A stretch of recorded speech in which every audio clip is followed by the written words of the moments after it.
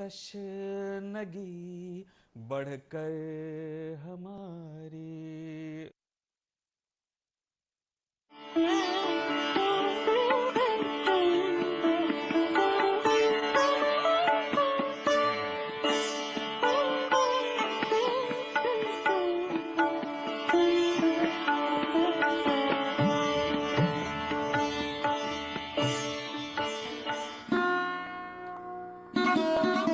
पिछली किस्त में आपने देखा कि जहांगीर के अहद हुकूमत में मुगलिया तर्ज मुसव्विरी अपने उरूज पर पहुंचा। जहांगीर की जाती दिलचस्पी ने इस फन के इर्तिका पर बहुत असर डाला। वो तस्वीरों को देखकर उनके बनाने वालों की पहचान कर लेता था। जहांगीर के दौर में फारस के आखिरी मुसव्विर आए, फिर ये सिलसिला खत्म हो गया।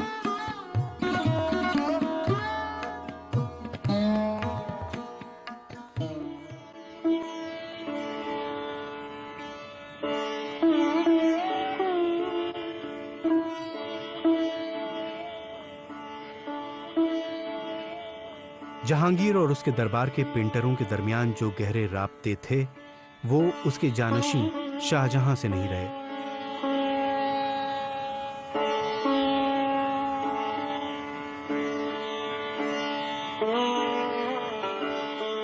लेकिन शाहजहां का दौर हुकूमत जबरदस्त फन्नी सरगर्मियों का दौर था।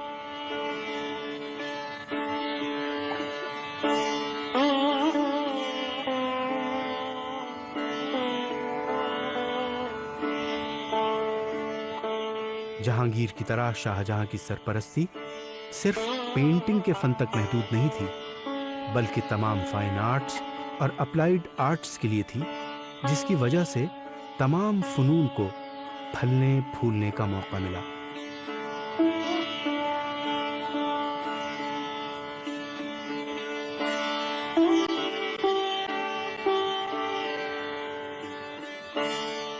इस बादशाह का नाम खास तौर से फन तामीर से वाबस्ता है और बहुत सी अजीमुश्शान इमारतें जो दुनिया भर में मशहूर हैं, उसके दौरे हुकूमत में तामीर हुई।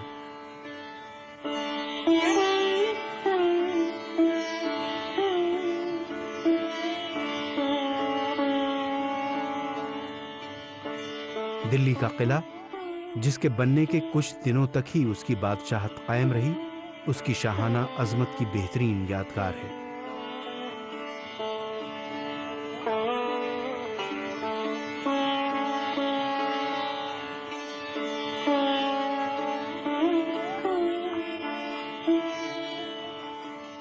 ये तमाम पुरशिकोह इमारतें जब अपने मेमार के तसर्रुफ में आईं, तो अपनी दीवारों की जर्क बर्क आरास्तगी की वजह से अजमत की बुलंदी पर थीं। शाहजहां के ज़माने में कल्चरल फील्ड में ज़्यादा इन्वेस्टमेंट होता है, तो उसका अंदाज़ा हमें फिर से देखने को मिलता है कि जैसे ताजमहल बना दिया, इधर दिल्ली में लाल किला हो गया, फिर मस्जिद जामा मस्जिद बना दी, पेंटिंग्स पे बहुत ज़ोर है। तो ऐसा भी नहीं है कि उसने बहुत बर्बाद किया। कुछ लोग कहते हैं कि अरे शाहजहां ने बहुत मुग़ल ट्रेजरी को बर्बाद किया है, वैसा भी नहीं है कि जो पैसे जो खर्च किए हैं, शायद जो आर्मी पे जो एनुअल खर्च होगा मुग़ल आर्मी पे, उसका शायद 1% भी नहीं रहा होगा, लेकिन 1% भी नहीं रहा होगा, लेकिन उसके बावजूद भी जो कंट्रीब्यूशन है आर्ट एंड आर्किटेक्चर के फील्ड में, ख़ास तौर से शाहजहां के दौर में, वो बहुत it's all over for people to see. तो बिल्डिंग्स में और पेंटिंग्स में, और ये कुछ नया नहीं कि इस तरह से कि बिल्कुल रिवोल्यूशनाइज कर दिया, ऐसा नहीं था। वो जो पहले चल रहा था अकबर के ज़माने में, जहांगीर के ज़माने में, उसको आगे बढ़ाया है और ज़्यादा ग्रैंडर दिखाया है। आई मीन जैसे ताजमहल को बना दिया, ये जो यहाँ लाल किला, जामा मस्जिद, उसके यहाँ ग्रैंडर देखने को ज़्यादा मिलता है। लेकिन ये मुग़ल अप्रोच है टू पॉलिटिक्स ऑल्सो, कि अपनी पॉलिटिकल एक्सीलेंस को, पावर को, डोमिनेशन को दिखाने के लिए उन्होंने इस फील्ड में भी इन्वेस्ट किया है, आर्किटेक्चर के सहारे, पेंटिंग्स के सहारे, कि देख लो कि कितना ग्रैंड अचीवमेंट्स हैं इनकी।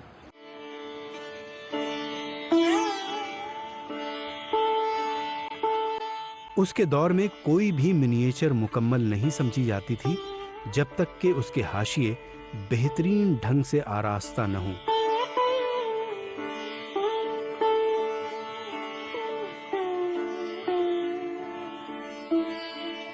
उनमें शोख रंग के फूलों, तितलियों और चिड़ियों की तस्वीरें होती थीं।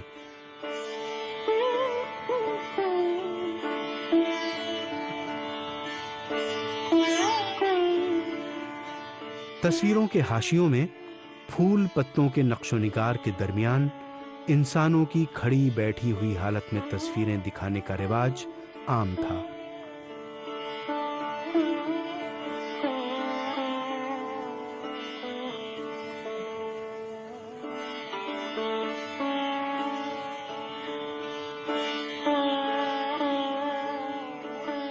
इसी तरह की नक्काशी सबसे पहले जहांगीर के दौर में शुरू हुई।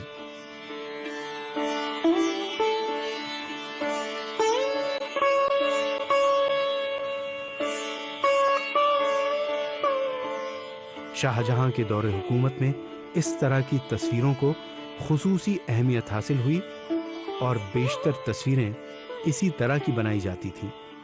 बादशाह के हुक्म पर काफी बड़ी तादाद में इस तरह की मिनिएचर तैयार की गईं, जिनके हाशियों पर इसी किस्म की चीजें और डिजाइन बनाई गई थी।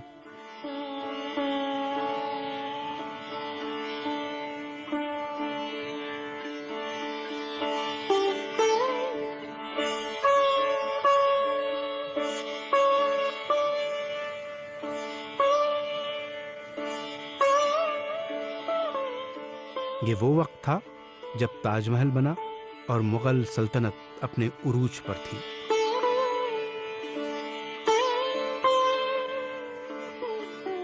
शाहजहां के जो वक्त की बनाई हुई काम जो है वो रेम्ब्रांड जैसा आर्टिस्ट, जिसे हम बरोक पीरियड का जो है रेनेसांस के बाद यूरोप में आज भी बहुतों का, मेरा तो बहुत ही चहीता आर्टिस्ट है वो मुगल के पेंटिंग से कलेक्शन रखते थे। और जब उनको कोई ओरिएंटल थीम या बिब्लिकल थीम बनानी होती थी जैसे, तो वो उससे रेफरेंसेस भी लेते थे। तो ये एक आप समझ सकते हैं कि अब किस पैमाने पे जो है वो सर्कुलेशन है मुगल आर्ट का और मुगल पेंटिंग का। देखिए उनकी सबसे बहुत ही मशहूर जो आज क्वीन कलेक्शन में है विंडसर कैसल में, पादिशाह नामा, जो आई थी नेशनल म्यूजियम में बहुत दिन, और आपको उसके वो भी मिल जाएंगे।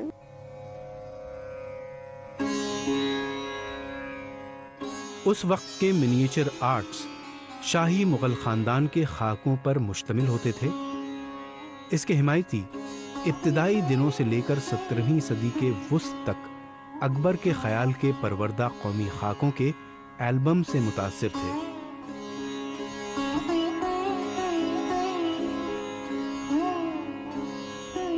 लेकिन शाहजहां ने उनमें नुमायां तब्दीलियां की और उसे उस वक्त के मुताबिक बनाया।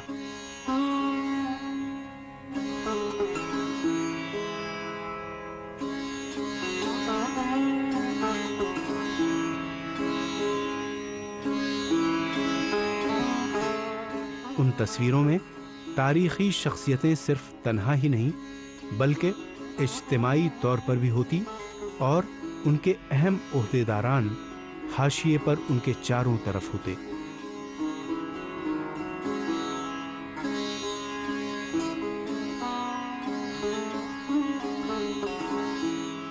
सारी तस्वीरें एक ही तरतीब में होती, वो गर्चे दूसरों से ज्यादा आरास्ता होती।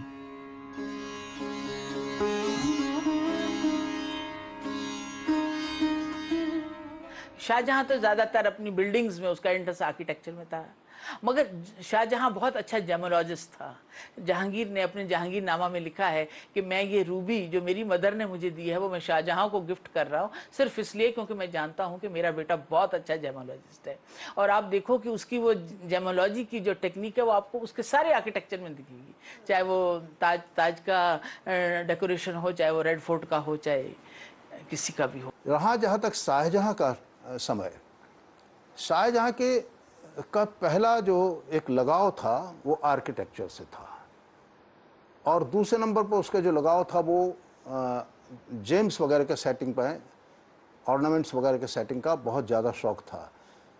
ऐसा लोग कहते हैं कि अच्छे से अच्छे ज्वेलर नहीं बता सकता था कि इस हीरे की कीमत क्या होना चाहिए या इसकी फाइनेस्ट क्वालिटी क्या होना चाहिए, और जहांगीर वो शाहजहां इस बात को जानता था, बता देता था कि ये हीरा इतनी कीमत का होना चाहिए, या इसमें ये क्वालिटी है और ये क्वालिटी नहीं है। तो शाहजहां के लगाव जो थे दो अलग अलग तरह से थे। और सामने दिखता है ताजमहल जैसी जगह उसने बनाई, दिल्ली जैसा पूरा का पूरा लाल किला खड़ा कर दिया। शाहजहानाबाद तो मिट गया भले ही, लेकिन सारा का सारा जो पुराने स्वरूप मिलते हैं उसमें एक भव्य पूरा का पूरा नगर बसाया हुआ था जो अद्भुत था। ऐसा लगता था जिस सपने में से निकल करके आ गया हो, यहाँ जहाँ शाहजहां ने किया। तो एक आदमी के पास इससे ज़्यादा क्षमताएं नहीं हो सकती कि वो 10 जगह अपने को बांट सके। उसने चित्रकला में चितरे रखे, जो स्टूडियो था वो बाकायदे वैसी को ऐसा था, उसमें कहीं कोई कमी नहीं हुई, चित्र भी बने, लेकिन उसका ध्यान इनकी तरफ नहीं था। उसने जो उसका स्वरूप था, उसका जो चरित्र था वो भव्यता का था, जो हीरे जवाहरात के साथ खेलने का चरित्र था, वो इन चीज़ों के साथ ज़्यादा जुड़ाव रहा। और ऐसा कहते हैं कि मुग़ल साम्राज्य में भी सबसे ज़्यादा धनी पीरियड जो है, संपन्न पीरियड शाहजहां के समय में ही था। शाहजहां के समय मुग़ल आमदनी जितनी थी उतनी इसके पहले ना अकबर के समय में थी, ना इसके पहले ना जहांगीर के समय में थी, ना बाद में औरंगजेब के समय में थी। शाहजहां का सबसे ज़्यादा संपन्न पीरियड है। इसलिए उसके चित्रों में जो ख़ास बात मिलती है वो ये है कि भव्यता बहुत है। स्वरूप में कोई फ़र्क नहीं आया है, लेकिन भव्यता बढ़ गई। वस्त्र हैं तो उन पर गोल्ड वर्क बहुत ज़्यादा है, ताज है तो ताज बहुत खूबसूरत बना हुआ है, हर चीज़ में भव्यता दिखाई देती। जो स्प्लेंडर है, जो राजकीय भव्यता दिखाई देती, वो शाहजहां के चित्रों में दिखाई देती है। इस अहद में मुल्क के मुमताज़ फनकारों के ज़ेर निगरानी चंद मुसव्विरों और मुसन्निफ़ों की मिनिएचर की तख्लीक़ के लिए तकर्रुरी भी हुई। मोहम्मद फ़कीरुल्लाह खां एक बहुत बड़े पेंटर थे, जिनके मुआविन एक बेहतरीन खाका निगार पेंटर मीर हाशिम थे।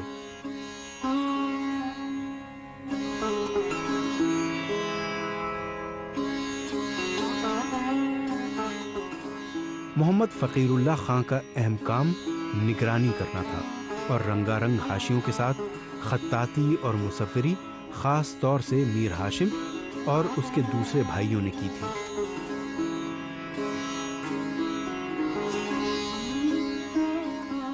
शाहजहां के दौर में ये मुसव्विरी खालिस देसी तर्ज की थी और उन मुसव्विरों में अकबर और जहांगीर की तरह हिंदू दस्तकारों की भी शमूलियत लाजमी तौर पर थी।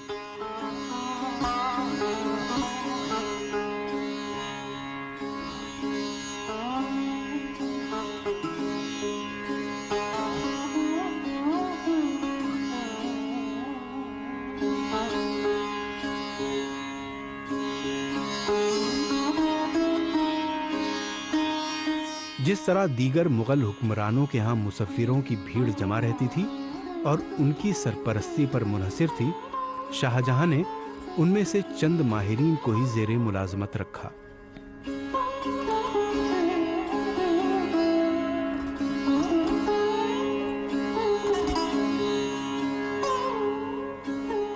उसने अनजाने में इस फन को गैर मरकूज कर दिया और शाही इजारादारी इस पर से कम हो गई।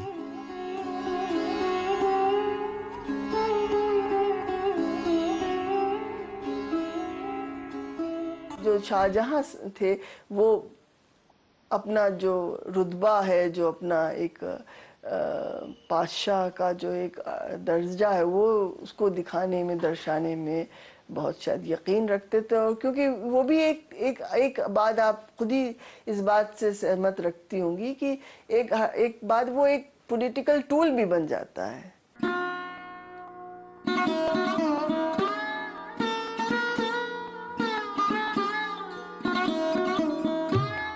वो फनकार जिनकी मुलाजमत ख़त्म हो गई थी, उन्होंने रऊसा और वज़रा से खुद को वाबस्ता कर लिया और उन्हें भी इस बात पर फ़ख्र था कि उनके पास शाही फनकार हैं।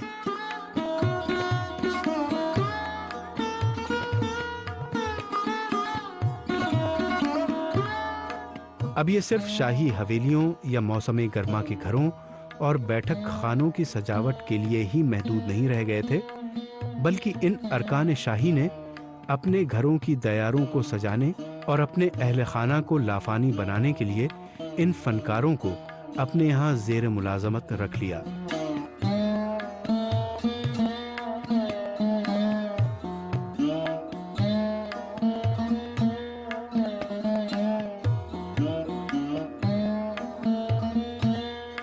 इस वक्त पेंटिंग सिर्फ मुगल दरबारों तक ही महदूद नहीं रह गई। दूसरी सल्तनतें जैसे दक्कन में बीजापुर की सल्तनत ने भी इन दस्तकारों को अपने महलों की दीवारों और तस्वीरी किताबों को बनाने के लिए रख लिया।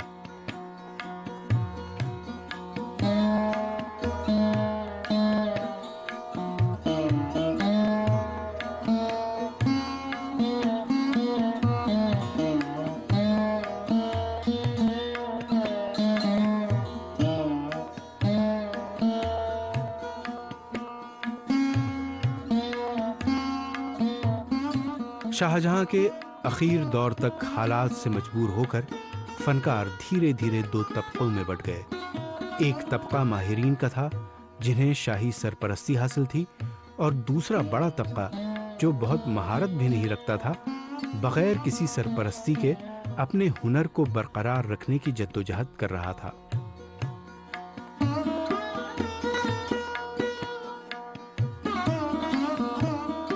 वो दूसरा तबका शुमाली हिंदुस्तान के शहरों में मुंतशिर हो गया और उस पर से शाही तसल्लुत कम हो गया था, इसलिए उनकी तस्वीरों को मकबूलियत हासिल होने लगी।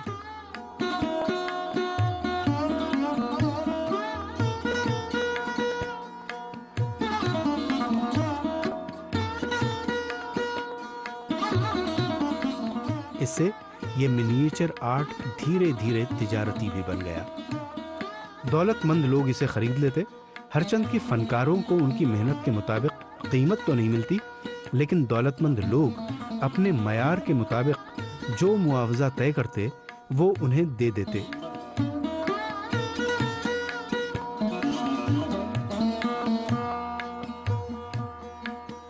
शाहजहां के वक्त तक ये एक किस्म से समझ लीजिए आर्टिस्टिक टूल तो था ही, पर हाँ एक जैसे हम लोग शुरू में पॉलिटिकल और आर्टिस्टिक की बात कर रहे थे, तो शाहजहां के वक्त में ये लगता है कि हाँ ये इसकी ज़बान अब उस उरूज तक पहुंच गई है कि जहाँ पे ही वो वाकई में बहुत सिस्टमैटिकली ये जो है वो सिर्फ आनंद और रस के लिए ही नहीं, और बल्कि ये एक जो और फ़लसफ़े के लिए भी नहीं, बल्कि ये एक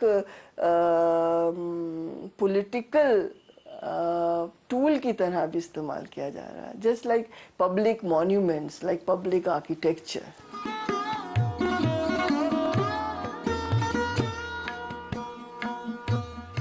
एक सनती निज़ाम भी शुरू हुआ जहां फनकारों को एक हॉल में रखा जाता और उनके जरिए बनाई गई मशहूर तस्वीरों या किसी बड़ी शख्सियत के खाकों को बेचा जाता। ये फनकार अपने असली फन को पेश करने और ख़ास तौर से फैमिली पोर्ट्रेट बनाने के लिए हर वक्त तैयार रहते, लेकिन उनकी तस्वीरें आला दर्जे की नहीं होती थीं।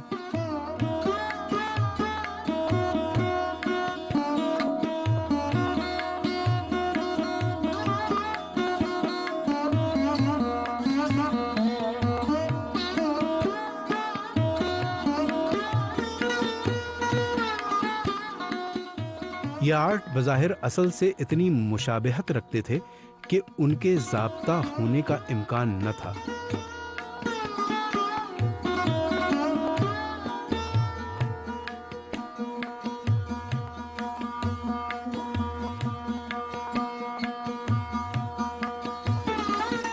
तस्वीरों में हमाहंगी की एहतियात रखने के बावजूद रंगों की कसरत और सुनहरेपन का बेजा इस्तेमाल साफ झलकता था।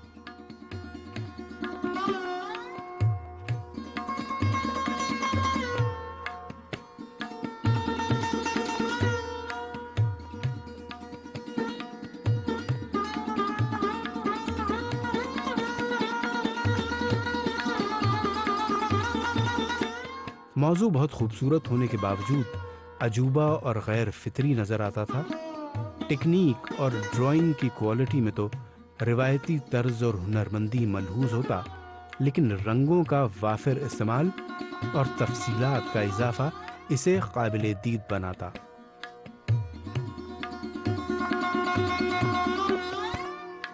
इससे फन्नी क़वा और बरजस्तगी में सभी के साथ साथ फनकार के खालीपन का भी एहसास नुमायां होता है।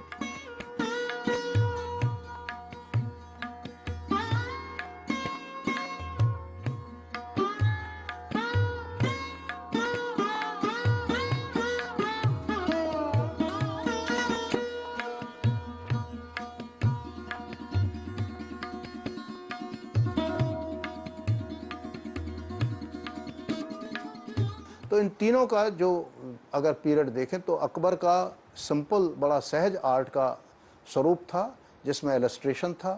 अगर जहांगीर का देखें तो जहांगीर में व्यक्तिगत चित्रों की बात रियलिस्टिक तरीके से, यहाँ देखें तो इनके जीवन का ये था कि भव्यता बहुत थी। इन्होंने लक झक जितनी भी हो सकती थी सारी इमेजेस जो लगती हैं, और यहाँ तक कि वो बहुत शौक से बनवाते थे। यहाँ कई दिन तक एक पोर्ट्रेट के लिए बैठे और उन्होंने उस पोर्ट्रेट के नीचे अपने हाथ से लिखा है कि इसमें मेरी छवि है, मेरे हिसाब से जैसा मैं हूँ वैसी है। ये लिखा है उसने कि जैसा मैं हूँ वैसी है इसमें। तो इतना सब टाइम उसके पास भी था, वो करता था ये सब, मगर रुचियाँ थोड़ी सी अलग थी। 1658 में शाहजहां अपने तीसरे बेटे औरंगजेब के जरिए माजूल कर दिए जाते हैं। यह वाकया अकबर की ताजपोशी के 100 साल बाद सामने आता है।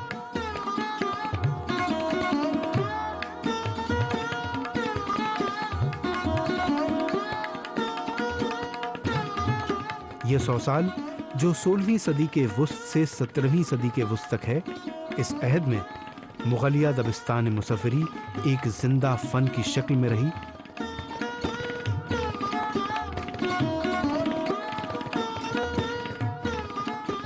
आज की किस्त में आपने देखा कि शाहजहां ने फन तामीर को ज्यादा फरोग दिया, हालांकि उसके दौर में भी मुसव्वरी आला दर्जे की थी और ख़ास तौर से तस्वीरों के हाशियों पर तवज्जो दी जाती थी। शाहजहां ने मुसव्विरों की तकर्रुरी घटा दी, लिहाजा कई मुसव्विर शाही दरबार छोड़कर रऊसा और वुज़रा के साथ वाबस्ता हो गए।